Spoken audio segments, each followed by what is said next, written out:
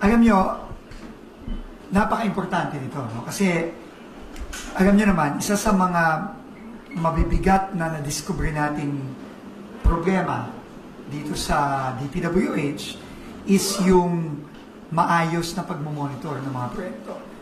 Kaya naman nakalusot itong mga ghost project, itong mga napaka-lantarang paghihinlang o pagluloko sa taong bayan, dahil hindi na monitor ng maigi at ng epektibo ang mga proyekto. So, isa ito sa mga gagawin itong partnership na ito, na makahanap ng mga paraan para makapag-monitor ng mas epektibo yung mga proyekto ng DPWH.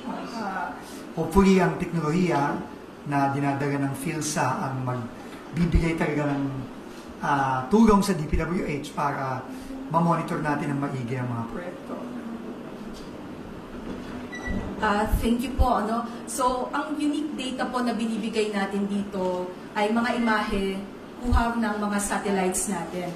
So, sa pamamagitan po nito, we can quantify at makikita natin na walang biases yung nasa on the ground, yung ating mga proyekto.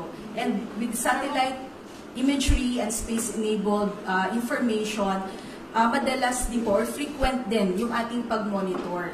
So sa loob ng isang taon o dun sa life cycle ng isang proyekto, pwede natin itong makita ng maraming beses po. So simula nung kino-conceptualize pa rin sa start ng project, habang ginagawa ito at hanggang makumpleto yung proyekto.